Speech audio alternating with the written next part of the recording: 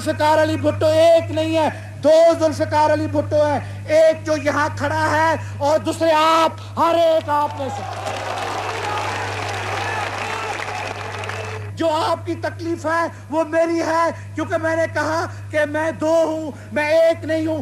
एक इस जिस्म में, इस खून में, इस बुत में खड़ा हूं, दूसरा आपके रूह में, आपके जिस्म में, आपके बुत में मैं खड़ा हूं।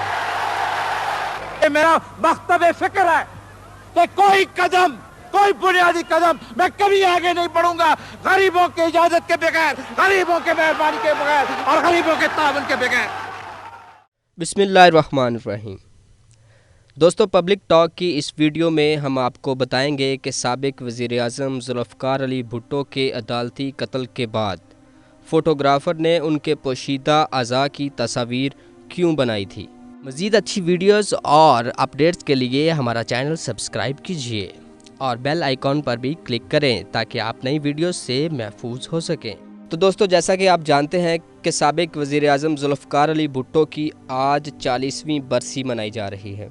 साबिक वज़ीर-ए-आज़म बेनज़ीर भुट्टो के वालिद बिलावल भुट्टो ज़रदारी के नाना ज़ुल्फ़िकार अली भुट्टो 5 जनवरी 1928 को लाड़काना सिंध में पैदा हुए। उनके वालिद शाहनवाज़ भुट्टो मशीर आला हुकूमत बम्बई और जौनागढ़ की मुस्लिम रियासत में दीवान थे। तो दोस्तों, ज़ुल्फ़िकार अली भुट्टो के अदालती कत्ल के बाद रावलपिंडी जेल में उनकी लाश एक फ़ोटोग्राफ़र के हवाले कर दी गई थी और ये फ़ोटोग्राफ़र लाश का पजामा उतार कर भुट्टो साहब के पोशीदा अज़ा की तस्वीर बनाता रहा। उस जेल के सिक्योरिटी इंचार्ज कर्नल रफ़ीउल-दीन ने अपनी किताब भुट्टो के आखिरी 323 दिन में लिखा है कि ये फ़ोटो इसलिए बनवाए गए थे ताकि मालूम हो सके कि उनके खतने हुए थे या नहीं।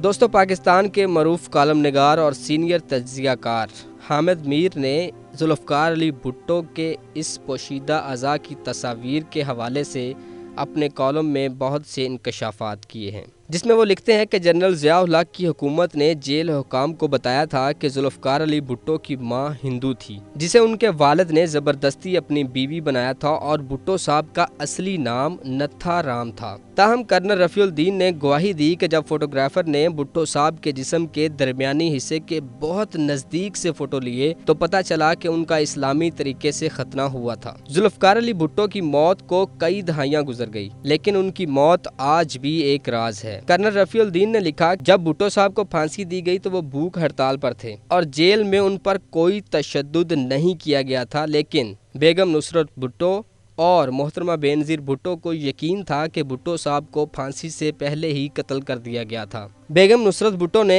इंटरव्यू में बताया कि ज़ुल्फ़िकार अली भुट्टो को फांसी देने का दावा किया गया, लेकिन उनकी गर्दन टूटी, न गर्दन पर फांसी का कोई निशान था। ये इंटरव्यू GN मुगल की बेगम नुसरत भुट्टो के बारे में किताब मादरे जमहूरियत में भी शामिल है। 1992 में बेगम साहिबा का ये इंटरव्यू शाया हुआ और इस ज़माने में सादिक जाफरी की किताब was Bhutto killed before hanging शाया हुई। इस किताब में ज़ुल्फ़िकार अली भुट्टो की नमाज जनाजा पढ़ाने वाले मौलवी महमूद अहमद भुट्टो और भुट्टो ख़ानदान के एक मुलाजिम अब्दुल क़य्यूम तेनौली समेत ऐसे कई ऐनी शाहिदों के बयानात शामिल हैं जिनका दावा था कि ज़ुल्फ़िकार अली भुट्टो की गर्दन सलामत थी और फांसी का कोई निशान मौजूद नहीं था। तो दोस्तों, आपको बताएं कि ब्रिगेडियर तफज़्ज़ल हुसैन सिद्दीकी ISPR के सरबराह थे। उन्होंने अपने एक नौजवान अफसर कैप्टन सौलत रज़ा को 1979 में एक फ़िल्म एडिटिंग के लिए दी थी, जिसमें भुट्टो साहब का जस्द खाकी नज़र आ रहा था। सौलत रज़ा ब्रिगेडियर बनकर रिटायर्ड हुए। उन्होंने एक कॉलम में लिखा कि ये गुस्ल मैयत से पहले के मनाज़र थे। उसी कॉलम में ब्रिगेडियर रिटायर्ड सौलत रज़ा ने लिखा कि अल्लाह शाहिद है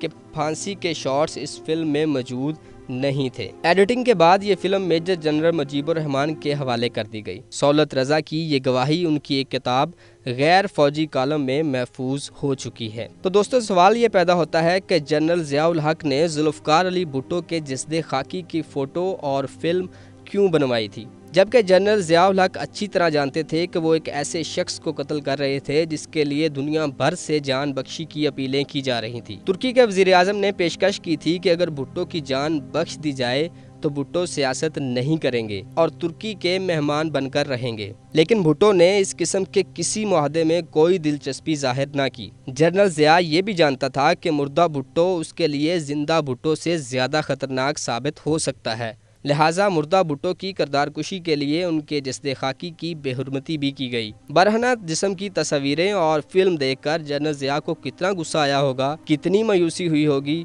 بھٹو کے خطروں نے بھی جنرل ضیاء الحق کو شکست دے دی۔ بھٹو کی موت کے بعد سے مسلسل یہ نعرہ گونج رہا ہے، کل بھی بھٹو زندہ تھا، آج بھی بھٹو زندہ ہے۔ بھٹو کے سارے دشمن مر گئے، مگر بھٹو آج بھی کیوں زندہ ہے؟ مزید اچھی ویڈیوز اور اپڈیٹس کے لیے ہمارا چینل سبسکرائب کیجیے اور بیل آئیکن پر بھی کلک کریں تاکہ آپ نئی ویڈیوز سے محفوظ ہو سکیں۔